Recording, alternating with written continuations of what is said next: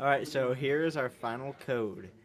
It's we made a project called Cannonball Darts of Doom. So let's start up the program and see how the game runs.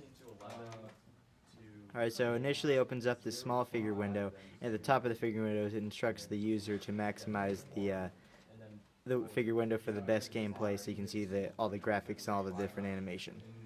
Our game, Cannonball Darts of Doom, has 4 different hardness settings: easy, medium, hard, and Dude Perfect. Dude Perfect is modeled after the hit YouTube star Dude Perfect. They make impossible shots and impossible tricks, and it's adequately named because you won't score on this mode. We are going to play in the easy mode.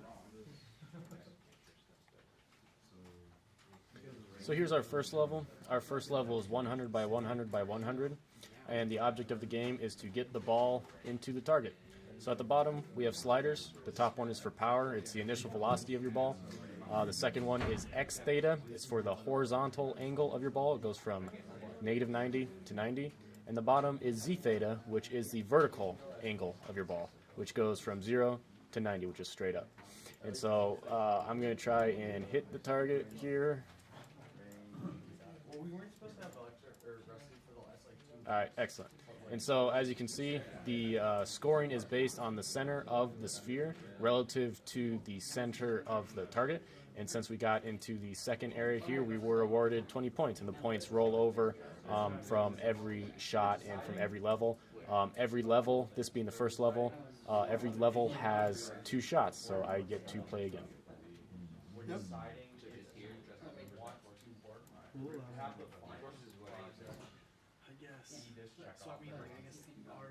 This is level 2.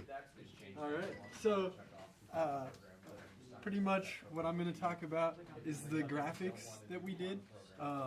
So the welcome screen was one graphic. I just took an image from the internet, open source image, and kind of added text in Photoshop. And then same thing with the scroll here that we displayed the points on. A lot of these are just images that we mapped in using IMRead. The cool thing though is the environments we created. It was hard to do a 3D looking world on a 2D plane. So what we tried to do is use 3 different planes. One picture is divided up between 2 of the planes, creating a background image, and then another picture that has a somewhat abstract image is used for the ground. And so we tried to kind of create some virtual environments using these 3 planes throughout the game. And then we also added some lighting objects, which not only add depth to the plane, to the environment, but they also add some depth to the ball, creating a very nice 3D looking atmosphere.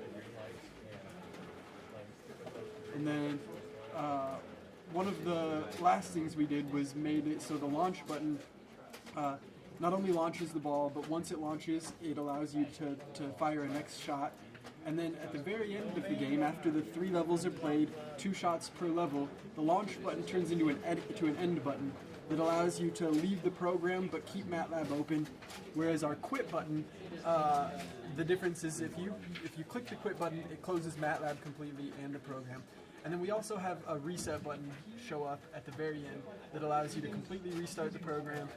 So if you have another player that wants to kind of compare high scores with you, you don't have to exit out and completely restart it yourself. You just hit restart and you can replay it again. And it's on 8. That is our game.